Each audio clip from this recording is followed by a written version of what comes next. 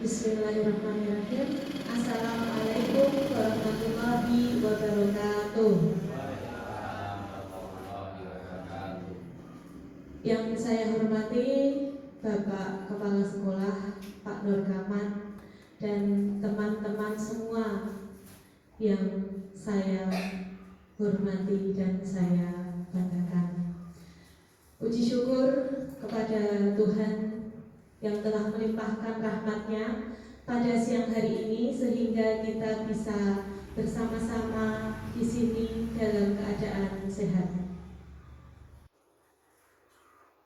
Terima kasih kepada Bapak Kepala Sekolah dan Bapak Ibu Guru semuanya telah meluangkan waktu pada kesempatan kali ini dalam kegiatan diseminasi aksi nyata saya tentang budaya positif sebagai tugas calon guru penggerak angkatan 11 Kabupaten Pati.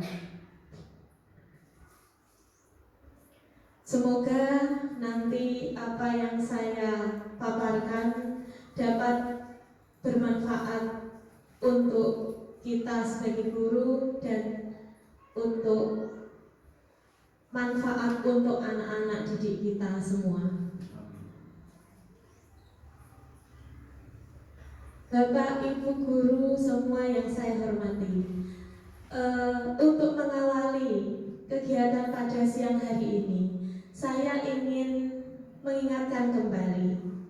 Mungkin Bapak Ibu guru sudah menjiwai, tahu akan perannya sebagai pendidik. Namun pada kesempatan kali ini saya akan mengingatkan Bapak Ibu guru bahwa anak-anak hidup dan tumbuh sesuai kodratnya sendiri. Pendidik hanya dapat merawat dan menuntun tumbuhnya kodrat itu. Jadi anak-anak itu tumbuh dengan kodratnya sendiri. Pendidik hanya merawat dan menuntun tumbuhnya kodrat itu. Ibarat tanaman, anak-anak itu ada yang tanaman jagung, tanaman kacang, tanaman padi, dan sebagainya. Kita sebagai pendidik tidak bisa menyamakan karena memang kodratnya berbeda. Selanjutnya, serupa seperti para pengukir yang memiliki pengetahuan yang mendalam tentang kayu, jenis-jenisnya, keindahan ukiran, dan cara mengukirnya. Seperti itulah seorang guru seharusnya memiliki pengetahuan mendalam tentang seni mendidik. Bedanya, guru mengukir manusia yang memiliki hidup lahir dan batin. Itu adalah filosofi dari Ki Hajar Dewantara yang patut kita renungkan sebagai guru. Guru mengukir manusia yang memiliki hidup lahir dan batin. Pada kesempatan siang hari ini, saya akan memaparkan tentang budaya positif. Di sini nanti akan ada banyak materi, di antaranya disiplin positif dan nilai-nilai kebajikan universal, teori motivasi, hukuman, penghargaan, dan restitusi. Selanjutnya, keyakinan kelas, kebutuhan dasar manusia dan dunia berkualitas, restitusi dan 5 posisi kontrol, dan segitiga restitusi.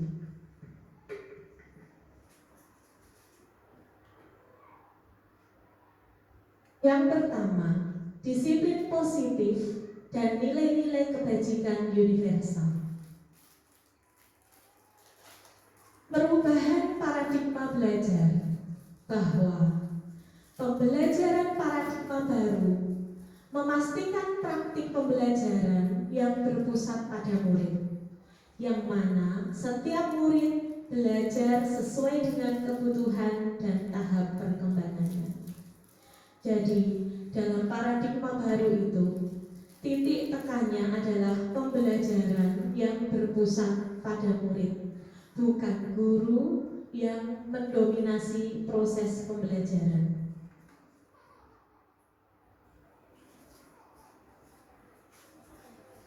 Kita mengenal teori dari Dr. William Glasser yang dikenal dengan teori kontrol. Ada 4. Yang pertama adalah sebuah ilusi jika guru mengontrol murid. Pada dasarnya, kita tidak dapat memaksa murid untuk berbuat sesuatu jika murid tersebut memilih untuk tidak melakukannya. Walaupun tampaknya guru sedang mengontrol murid, tapi karena hal itu adalah murid sedang mengizinkan dirinya dikontrol. Yang kedua, ilusi bahwa semua perbuatan positif, efektif, dan bermanfaat. Penguatan positif atau bujukan adalah bentuk-bentuk kontrol. Segala usaha untuk mempengaruhi murid agar mengulangi suatu perilaku tertentu adalah suatu usaha untuk mengontrol murid tersebut. Yang ketiga, ilusi bahwa kritik dan membuat orang merasa bersalah dapat menguatkan karakter. Kritik dan rasa bersalah untuk mengontrol murid menuju pada identitas gagal. Mereka belajar untuk merasa buruk tentang diri mereka. Mereka mengembangkan dialog diri yang negatif. Selanjutnya, yang keempat, ilusi bahwa orang dewasa memiliki hak untuk memaksa. Banyak orang dewasa percaya bahwa mereka memiliki tanggung jawab membuat murid-murid berbuat hal tertentu. Apapun yang dilakukan dapat diterima selama ada sebuah kemajuan berdasarkan sebuah pengukuran kinerja. Namun semua itu adalah ilusi. Selanjutnya, perubahan paradigma, stimulus, respon, dan teori kontrol. Siapa sesungguhnya yang memiliki kontrol? Kita mencoba mengubah orang agar berpandangan sama dengan kita. Itu tidak benar. Yang benar adalah kita berusaha memahami pandangan orang lain tentang dunia. Perilaku buruk dilihat sebagai sesuatu kesalahan. Berdasarkan teori kontrol, semua perilaku memiliki tujuan. Orang lain bisa mengontrol saya. Hanya kita sendiri yang bisa mengontrol diri kita. Saya bisa mengontrol orang lain. Bukan, tapi kita sendiri yang bisa, kita tidak bisa mengontrol orang lain.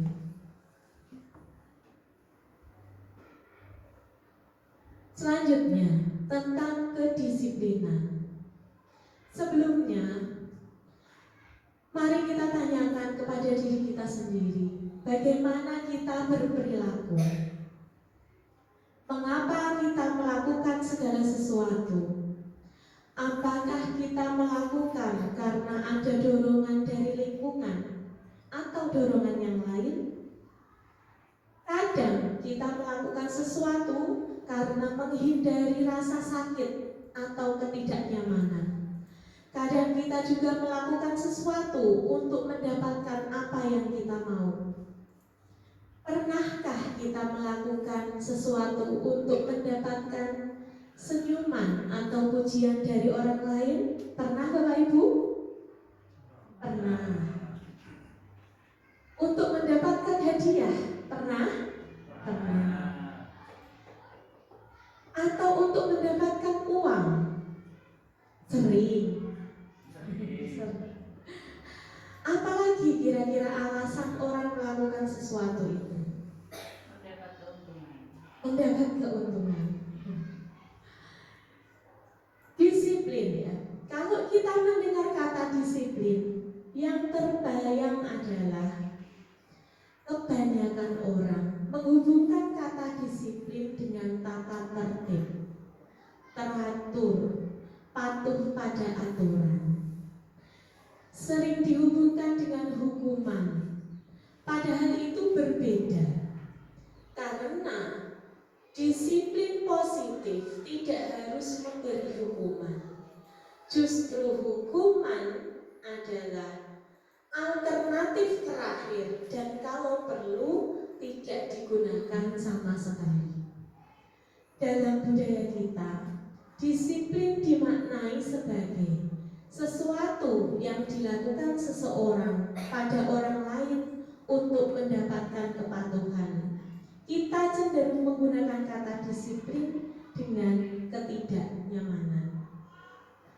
Yang sebenarnya disiplin itu berasal dari bahasa Latin disiplina, yang artinya adalah belajar. Namun budaya kita telah berubah menjadi suatu yang dilakukan seseorang pada orang lain untuk mendapatkan kepatuhan.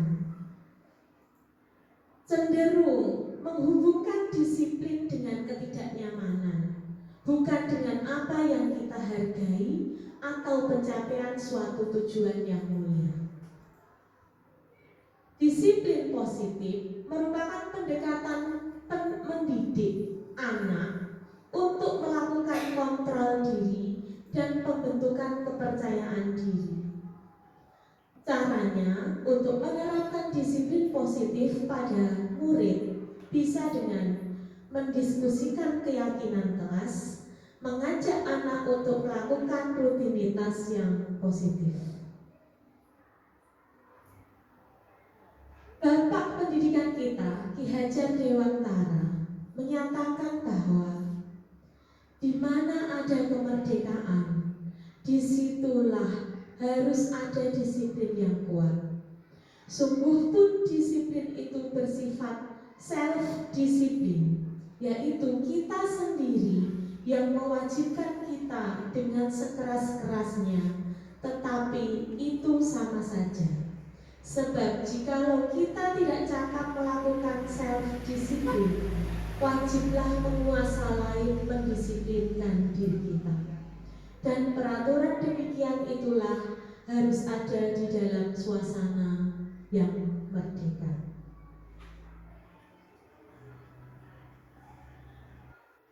Ada teori motivasi perilaku manusia. Ada 3. 1. Untuk menghindari ketidaknyamanan atau hukuman. Biasanya orang termotivasi itu karena menghindari ketidaknyamanan atau hukuman. Yang kedua, untuk mendapatkan imbalan dari orang lain atau institusi. Yang ketiga, untuk menghargai diri sendiri. Teori untuk menghindari ketidaknyamanan atau hukuman itu adalah berupa motivasi eksternal. Dan untuk mendapatkan imbalan dari orang lain atau institusi juga termasuk motivasi eksternal.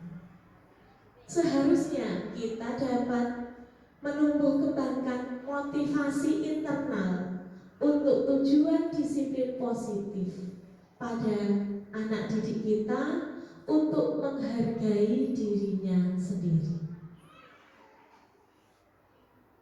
Sebagai pendidik, tujuan kita adalah menciptakan anak-anak yang memiliki disiplin sehingga mereka bisa berperilaku dengan mengacu pada nilai-nilai kebajikan universal dan memiliki motivasi intrinsik, bukan ekstrinsik. Apa itu nilai-nilai kebajikan universal? Yaitu sifat positif manusia yang merupakan tujuan mulia yang ingin dicapai setiap individu. Kita mengenal nilai-nilai kebajikan universal di Indonesia ini dengan profil pelajar Pancasila. Apa saja? Beriman, bertakwa kepada Tuhan Yang Maha Esa dan berakhlak mulia, mandiri, gotong royong, berkebinekaan global, bernalar kritis dan kreatif.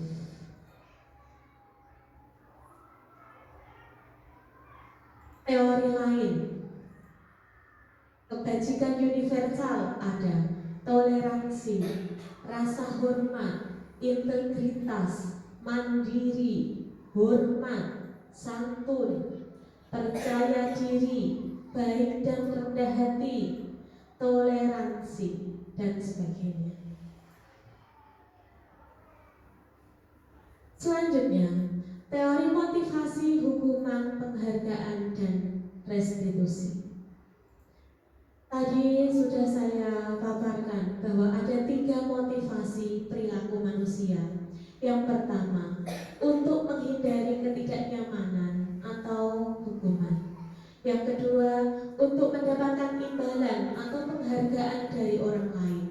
Yang ketiga, motivasi untuk menjadi orang yang mereka inginkan dan menghargai diri sendiri dengan nilai-nilai yang mereka percaya. Kira-kira motivasi yang pertama, kedua, atau yang ketiga yang paling baik, Bapak Ibu? Yang keberapa? Kita melakukan sesuatu itu motivasinya yang satu, dua, atau yang ketiga? Ketiga. Super sekali Bapak Ibu guru ya. Dalam melakukan segala sesuatu motivasinya adalah untuk menjadi orang yang kita inginkan dan menghargai diri sendiri dan nilai-nilai yang kita percaya. Bukan untuk menghindari ketidaknyamanan atau hukuman, ataupun untuk mendapatkan imbalan dan penghargaan dari orang lain. Selanjutnya, hukuman, konsekuensi, dan restitusi. Hukuman itu apa? Hukuman itu bersifat tidak terencana atau tiba-tiba. Hukuman bersifat satu arah dari pihak guru yang memberikan, dan murid menerima hukuman tanpa melalui suatu kesepakatan atau pengarahan dari guru. Hukuman bisa diberikan berupa fisik maupun psikis. Murid atau anak merasa disakiti oleh suatu perbuatan atau kata-kata. Ya. Ini yang harus kita hindari, hukuman. Selanjutnya, konsekuensi. Konsekuensi itu sudah terencana, sudah disepakati, sudah dibahas dan disetujui oleh murid dan guru. Umumnya dibuat oleh guru dan murid sudah mengetahui sebelumnya konsekuensi yang akan diterima bila ada pelanggaran. Yang ketiga, restitusi. Restitusi adalah proses menciptakan kondisi bagi murid untuk memperbaiki kesalahan mereka, sehingga mereka bisa kembali pada kelompok mereka dengan karakter yang lebih kuat. Restitusi juga merupakan proses kolaboratif yang mengajarkan murid untuk mencari solusi untuk masalah mereka dan membantu murid berpikir tentang orang seperti apa yang mereka inginkan dan bagaimana mereka harus memperlakukan orang lain. Restitusi adalah sebuah cara untuk menanamkan disiplin positif pada murid, bukan hukuman ataupun konsekuensi. Restitusi bukan untuk menebus kesalahan, namun belajar dari kesalahan. Restitusi untuk memperbaiki hubungan. Restitusi adalah tawaran, bukan paksaan. Kalau hukuman kan kadang terpaksa atau guru yang memaksa. Restitusi menuntut untuk melihat ke dalam diri, mencari kebutuhan dasar yang mendasari tindakan. Restitusi adalah cara yang paling baik. Restitusi fokus pada karakter, bukan tindakan. Restitusi itu menguatkan dan fokus pada solusi, mengembalikan murid yang berbuat salah pada kelompoknya. Menurut Bapak Ibu Guru, ini sebuah hukuman atau konsekuensi. Menurut Bapak Ibu Guru, mencatat 100 kali dalam buku kalimat "saya tidak akan terlambat lagi karena terlambat ke sekolah", itu adalah hukuman atau konsekuensi? Mencatat 100 kali hukuman, betul. Murid pasti terpaksa Bapak Ibu melakukan itu. Lari mengelilingi lapangan basket 2 kali karena terlambat hadir di sekolah, hukuman. Murid diminta push up 15 kali karena tidak menggunakan masker ke sekolah, hukuman. Menggantikan kertas tugas teman yang telah dicoret-coret, konsekuensi. Membersihkan tumpahan air di meja tulis karena tersenggol pada saat belajar, konsekuensi. Super sekali Bapak Ibu Guru ini, hebat. Murid disuruh untuk tidak menggunakan sepatu karena tidak mengenakan sepatu hitam, hukuman atau konsekuensi? Hukuman. Dihukum nggak pakai sepatu hitam, terus disuruh tidak pakai sepatu seharian. Lari keliling lapangan basket 2 kali karena terlambat 10 menit untuk pelajaran PJOK. PJOK? Konsekuensi.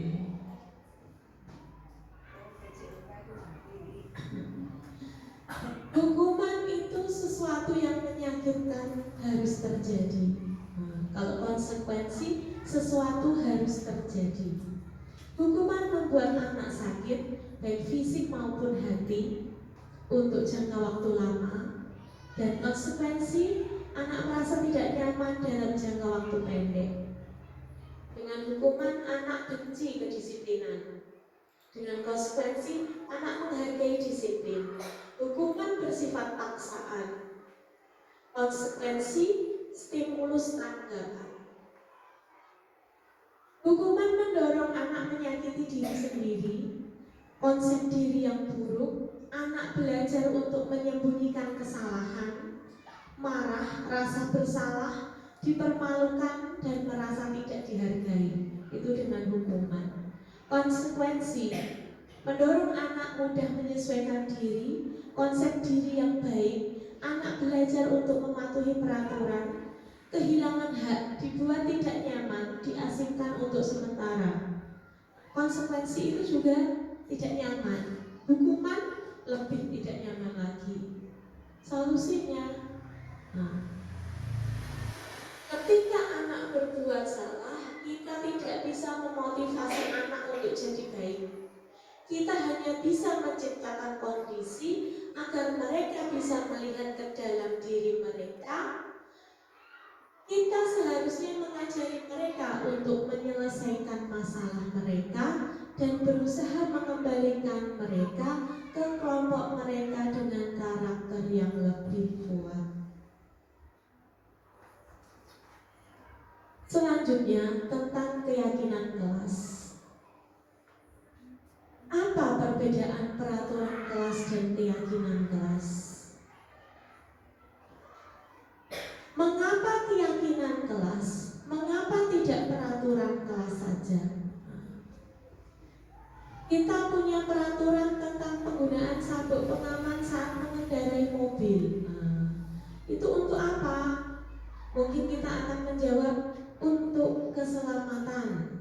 Ya, itu aturan peraturan. Bahwa menekankan pada keyakinan seseorang akan lebih memotivasi seseorang dari dalam. Kalau keyakinan itu akan memotivasi seseorang dari dalam. Tapi kalau peraturan berbeda. Seorang akan lebih tergerak dan bersemangat untuk menjalankan keyakinannya daripada hanya sekedar mengikuti peraturan tertulis tanpa makna. Murid juga demikian. Mereka perlu mendengarkan dan memahami arti sesungguhnya tentang peraturan-peraturan yang diberikan. Apa nilai-nilai kebajikan di balik peraturan tersebut? Apa tujuannya? Dan menjadi tidak tertarik atau takut sehingga hanya sekedar mengikuti serangkaian peraturan yang mengatur mereka tanpa memahami tujuannya. Kalau ada peraturan di kelas, selalu kembalikan buku ke tempatnya. Keyakinannya apa? Tanggung jawab. Dilarang mengganggu orang lain, menghormati orang lain. Kalau peraturan biasanya dilarang, tidak boleh ya, menggunakan kata-kata yang negatif.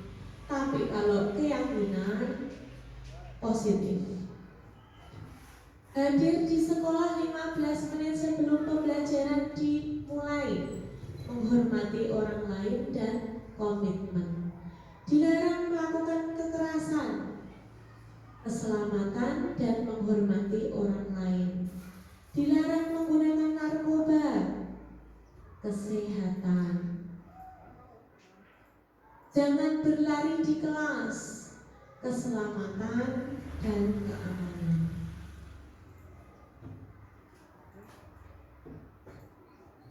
Keyakinan kelas. Bapak Ibu guru semuanya pasti sudah membuat keyakinan kelas dengan murid-muridnya di kelasnya. Semua, ya. Keyakinan kelas itu bersifat abstrak. Keyakinan kelas berupa pernyataan-pernyataan universal. Dibuat dalam bentuk yang positif, tidak terlalu banyak sehingga mudah diingat dan dipahami oleh murid-murid. Keyakinan kelas sebaiknya diterapkan di lingkungan tersebut. Semua warga kelas ikut berkontribusi dalam pembuatan keyakinan kelas dan bersedia meninjau kembali keyakinan kelas dari waktu ke waktu. Jadi anak-anak itu sudah kita ajak berdiskusi keyakinan apa yang mereka yakini di kelas itu agar pembelajaran menjadi nyaman, aman, menyenangkan. Ya. Bapak Ibu guru saya lihat juga semuanya sudah membuat keyakinan kelas. Ya. Kalau kelas 1 saya tempel.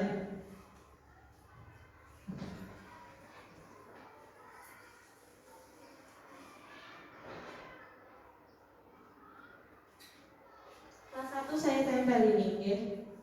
Nah, keyakinan kelas 1 untuk apa?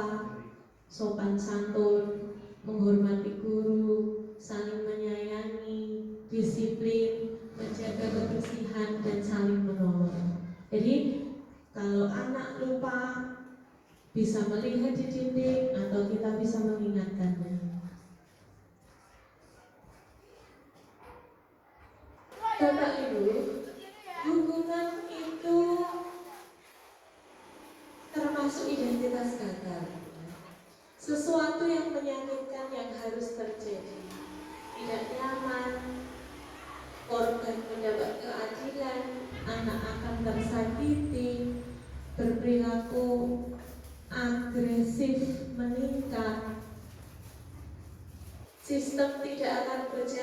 bila murid tidak takut, dan murid akan membenci peraturan. Konsekuensi adalah sesuatu yang harus terjadi. Tidak nyaman juga untuk jangka waktu pendek. Murid tidak nyaman, penguatan hanya bertahan dalam jangka waktu pendek, memerlukan monitoring yang terus-menerus dari guru, dan sifatnya netral. Sedangkan restitusi merupakan sebuah pilihan, menguatkan untuk murid dalam jangka waktu yang panjang. Murid akan mendapatkan penguatan dan masalah akan terpecahkan. Murid belajar bertanggung jawab untuk perilakunya. Murid akan menghormati dirinya dan orang lain. Penguatan itu, restitusi itu bersifat positif.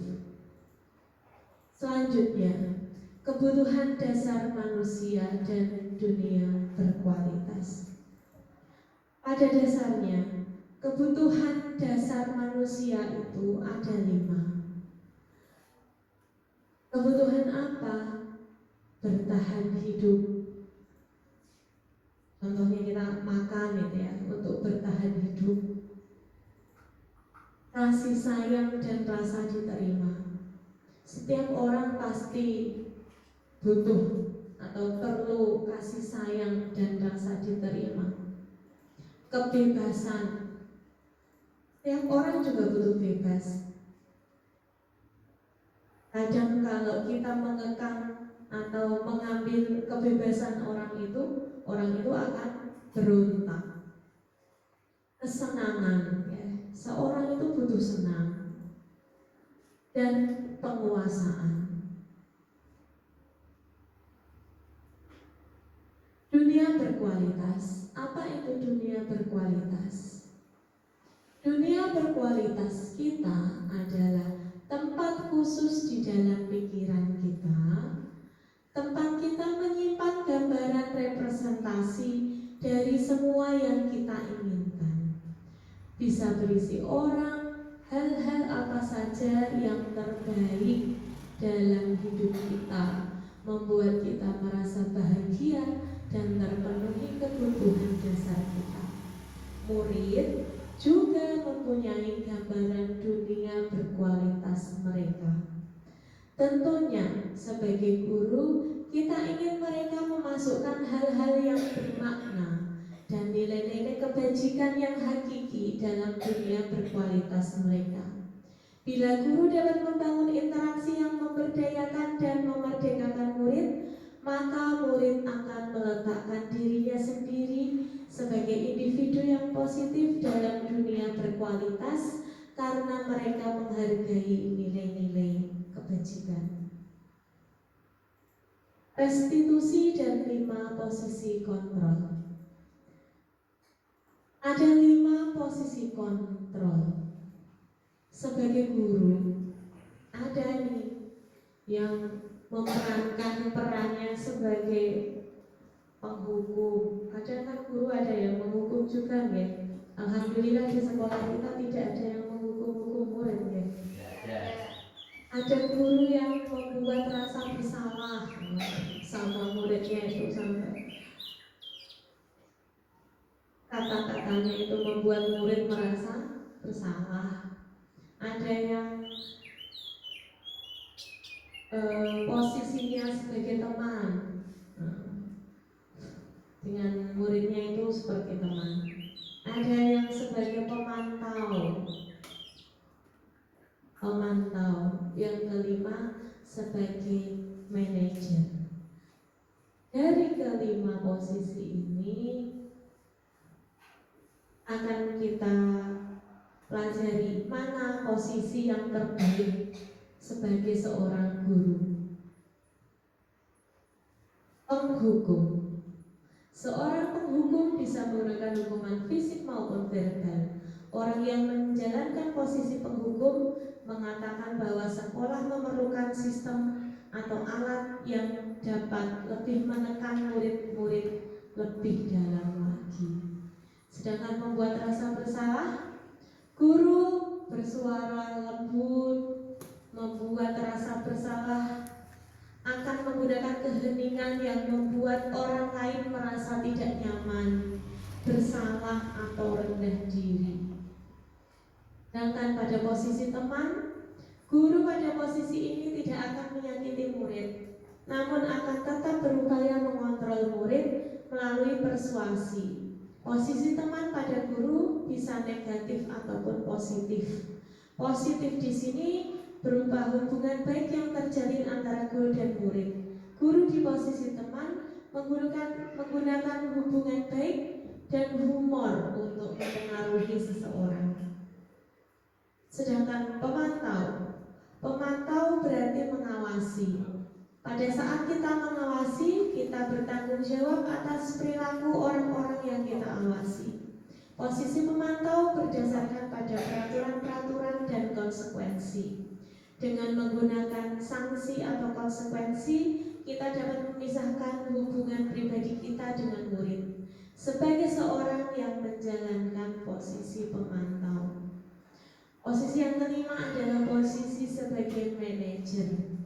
Posisi terakhir, manajer, adalah posisi di mana guru berbuat sesuatu bersama murid, mempersilahkan murid mempertanggungjawabkan perilakunya, mendukung murid agar dapat menemukan solusi atas permasalahannya sendiri. Manajer, murid diajak untuk menganalisis kebutuhannya sendiri maupun kebutuhan orang lain. Di sini penekanan bukan pada kemampuan membuat konsekuensi, namun dapat berkolaborasi dengan murid bagaimana memperbaiki kesalahan yang ada. Idealnya, guru itu adalah pada posisi manajer, ya Bapak Ibu guru, bukan penghukum, bukan pembuat rasa bersalah, bukan teman atau pemantau, namun posisi idealnya adalah manajer. Kita akan melihat tayangan ini.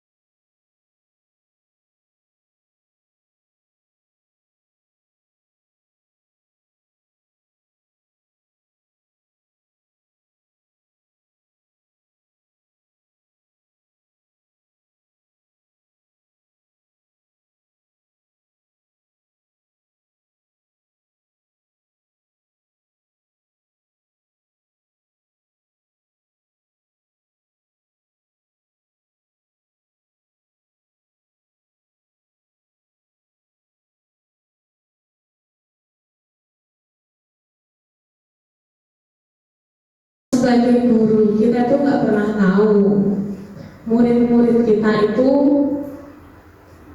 melakukan kesalahan itu karena alasan apa, ya. Sebaiknya kita bijaksana sebagai guru dan menerapkan restitusi dan posisi kontrol kita sebagai manajer, bukan penghukum, bukan membuat rasa bersalah, tidak di posisi sebagai teman. Namun idealnya kita itu sebagai manajer, kalau menghukum itu menghadik, menunjuk-nunjuk, menyakiti, menyindir. Kalau membuat orang merasa bersalah, berceramah, menunjukkan kekecewaan yang mendalam. Teman membuat alasan-alasan untuk murid-muridnya. Kalau pemantau menghitung dan mengukur, sedangkan manajer mengajukan pertanyaan-pertanyaan. Biasanya kalau penghukum itu kata-katanya, kalau kamu tidak melakukannya, saya akan melakukan apa? Kalau membuat orang merasa bersalah, kamu sudah mengecewakan bapak atau ibu, kata-katanya seperti itu. Teman, lakukan untuk bapak atau ibu ya. Ya sudah, nanti bapak ibu bantu bereskan ya. Seperti sama temannya gitu.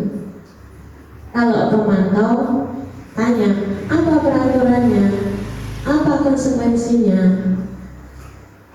Apa yang telah kamu lakukan? Seperti itu. Sedangkan kalau posisi manajer, apa yang kita yakini? Apa yang kamu yakini mengenai hal tersebut? Kalau kamu meyakininya, kamu dapat memperbaikinya. Sedangkan hasilnya dengan hukuman itu anak akan berontak, pendendam, menyalahkan orang lain,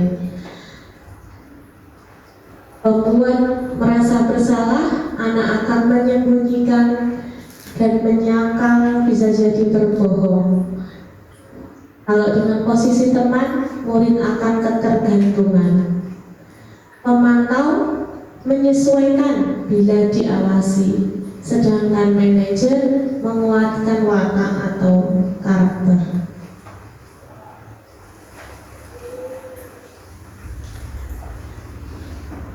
Dampaknya pada murid, penghukum itu murid mengulangi kesalahan berulang kali, perilaku menjadi agresif.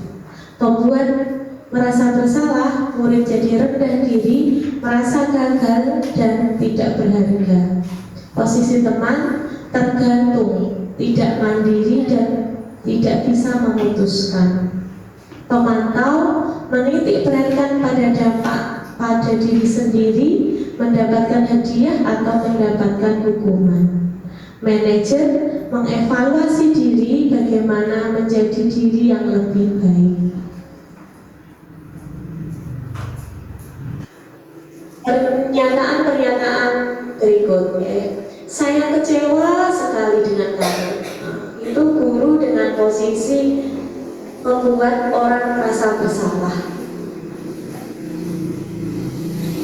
Kamu tidak pernah benar melakukannya. Itu penghukum. Ayolah, lakukan demi ibu atau bapak. Itu posisi sebagai teman. Apakah kamu mau mendapatkan stiker bintang hari ini? Itu guru sebagai pemantau. Bagaimana kamu bisa menyelesaikan masalah ini? Itu posisi manajer. Kamu selalu yang paling terakhir, penghukum. Kita kenal segitiga restitusi. Apa itu restitusi? Ya. Restitusi ada 3 tahapan. Ya. menstabilkan identitas, menanyakan memvalidasi kebutuhan dan menanyakan keyakinan. Menstabilkan identitas. Kalau ada anak yang berbuat kesalahan, kita menstabilkan identitas dulu. Dengan setiap orang pasti pernah melakukan kesalahan. Kamu bukan satu-satunya yang pernah melakukan ini. Selanjutnya, memvalidasi kebutuhan. Kita tanya anak itu, kamu tentu punya alasan mengapa melakukan itu. Selanjutnya, adakah cara yang lebih efektif untuk mendapatkan apa yang kamu butuhkan? Untuk menanyakan keyakinan, nilai-nilai apa yang telah kita sepakati. Jadi kita harus sudah membuat kesepakatan dulu dengan murid-murid kita. Nilai-nilai apa yang kita sepakati di kelas itu. Kamu ingin menjadi orang yang seperti apa?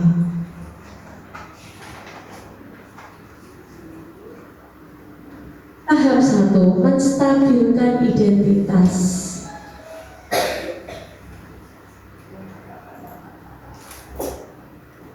Menstabilkan identitas dengan cara mengatakan kalimat-kalimat ini. Berbuat salah itu tidak apa-apa. Tidak ada manusia yang sempurna. Saya juga pernah melakukan kesalahan seperti itu. Kita bisa menyelesaikan ini. Dengan seperti itu, anak-anak itu menjadi tidak emosi dan menjadi stabil, tidak takut dengan gurunya. Yang kedua, kita validasi tindakan yang salah. Misalnya, padahal kamu bisa melakukan yang lebih buruk dari ini ya. Kamu pasti punya alasan mengapa kamu melakukan hal itu. Yang ketiga, kita tanyakan keyakinan. Apa yang kita percaya sebagai kelas atau keluarga? Apa nilai-nilai yang telah kita sepakati? Apa bayangan kita tentang kelas yang ideal? Kamu mau jadi orang yang seperti apa?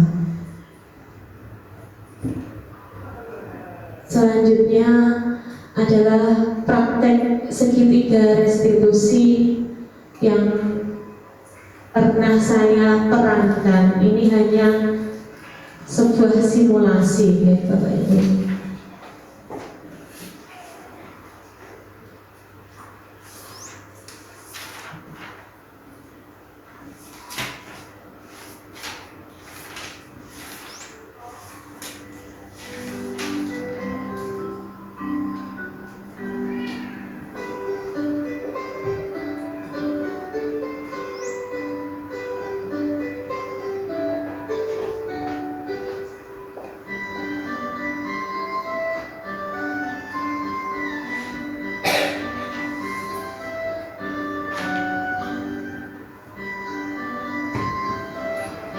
Tiga langkah restitusi.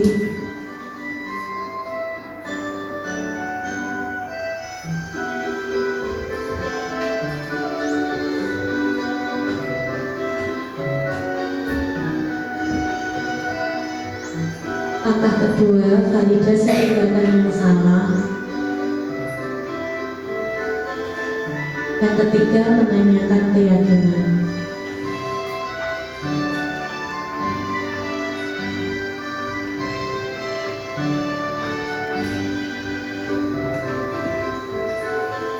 Kasus yang pertama, Aji, Bu Harisuna, laporan dari ketua kelas, makanya kamu harus berbuka dengan kita. Kamu kesal? Ya, kenapa kamu kesal? Oh begitu, wajar kalau kamu marah ya. Jika ibu di posisi kamu, mungkin akan membuat hal yang sama. Lalu apa yang akan kamu lakukan pada kita?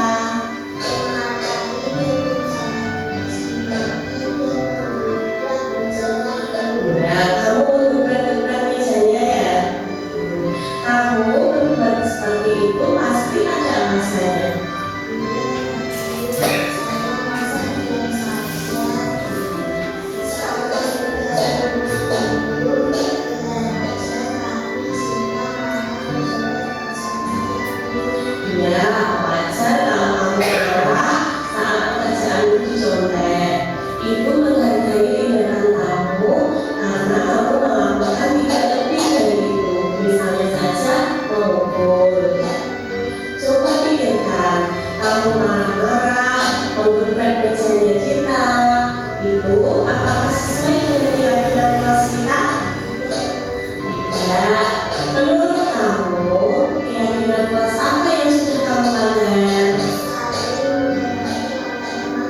Betul sekali. Menurut kamu saling menghormati antar teman itu penting atau tidak? Baik, kalau menurut kamu penting, kamu bersedia memperbaiki kesalahan kamu? Baik, apa yang kamu lakukan untuk memperbaiki kesalahanmu?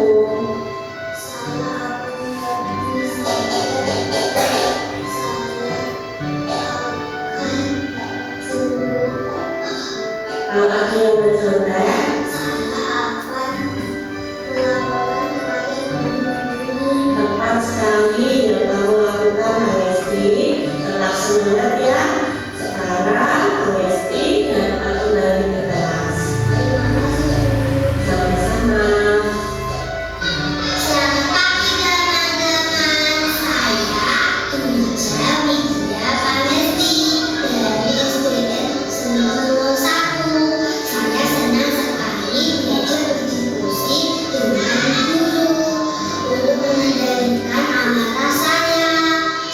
Harus lebih banyak bersabar dan menghargai teman-teman. Terima kasih.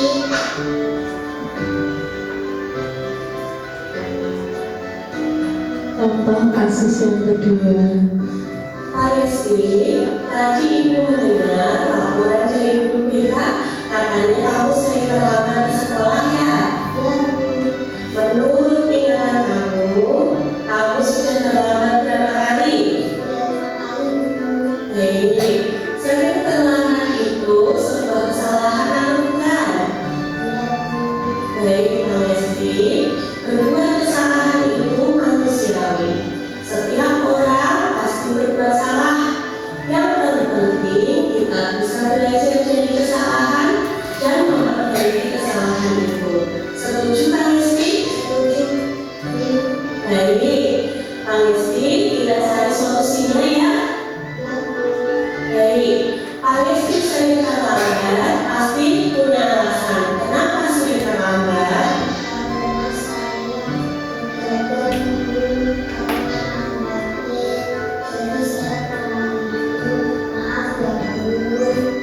Baik, Pak Hesti, kamu tahu atau tidak keyakinan kelas yang sudah disepakati bersama? Baik, kalau terlambat datang ke sekolah itu sesuai dengan keyakinan kelas atau tidak?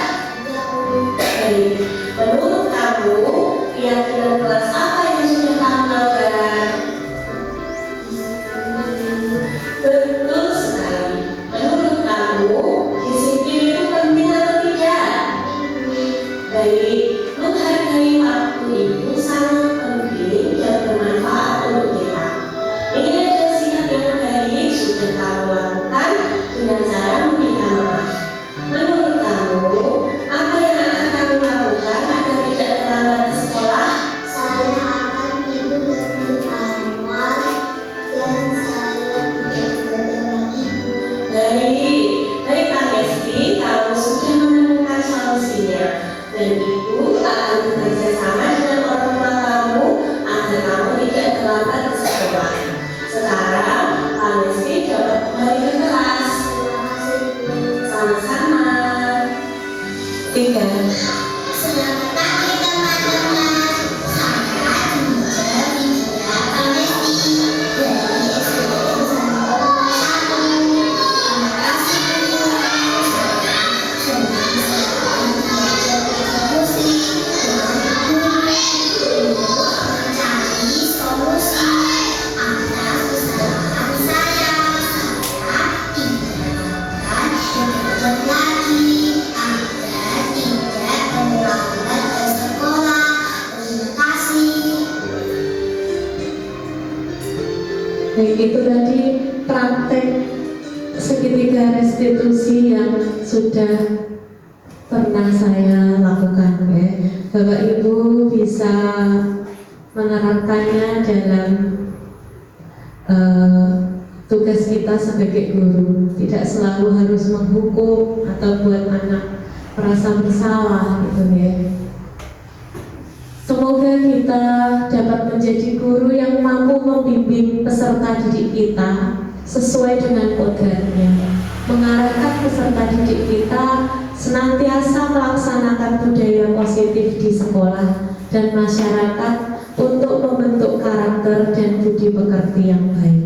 Ya. Kita sebagai guru, hendaknya itu di kelas kan ada peraturan kelas, ya. Dari peraturan-peraturan kelas itu kita membentuk keyakinan kelas bersama dengan murid-murid kita. Dari keyakinan kelas itu nanti akan menciptakan lingkungan yang positif. Dengan lingkungan sekolah yang positif, maka akan terbentuk budaya positif. Ya.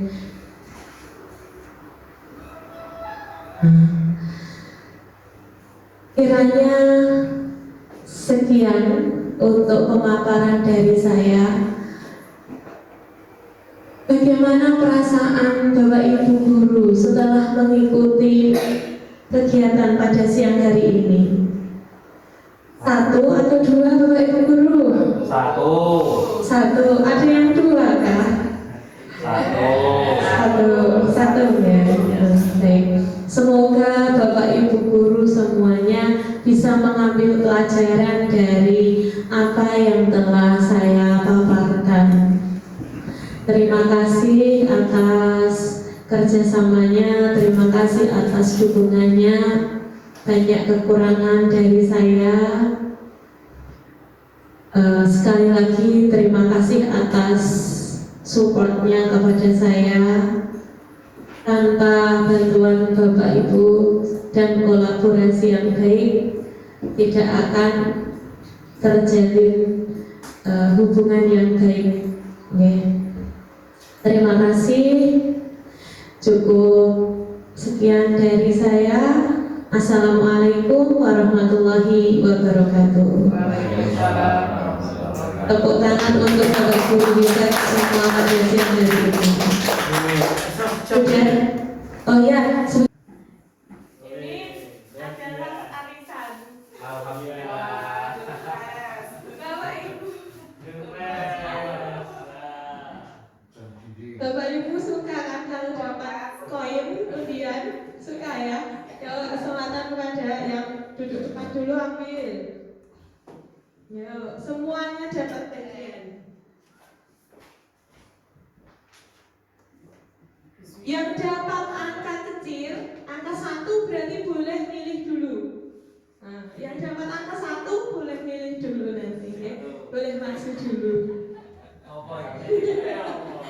Kulkas atau lemari?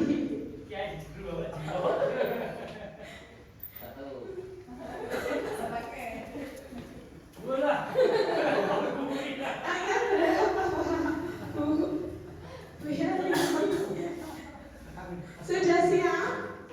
Sudah? Silakan dibuka. Ternyata saya sendiri yang nomor 1. Yang mana? Cukup? Ya udah memang 1.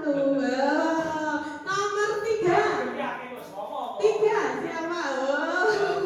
Pilih sendiri yang jenengan suka. Stabilo. Agenda kecil. Ya, itu agenda kecil. Empat siapa? 4. Menulis vaksin itu. Oh, Bu Yani. Bu Yani, pilih Bu. Ini catatan nilai.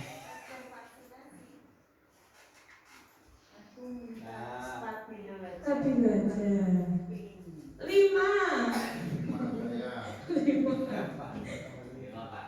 5 Pak Nur. Terima kasih Bapak Ibu guru semuanya. Terima kasih atas kolaborasinya pada siang hari ini. Tepuk tangan untuk ibu-ibu, bapak-bapak semuanya. Ya, terima kasih. Mohon maaf ya atas kekurangan dan terima kasih banyak atas waktunya dan dukungannya. Selamat melanjutkan aktivitas Bapak Ibu guru hebat. Ya.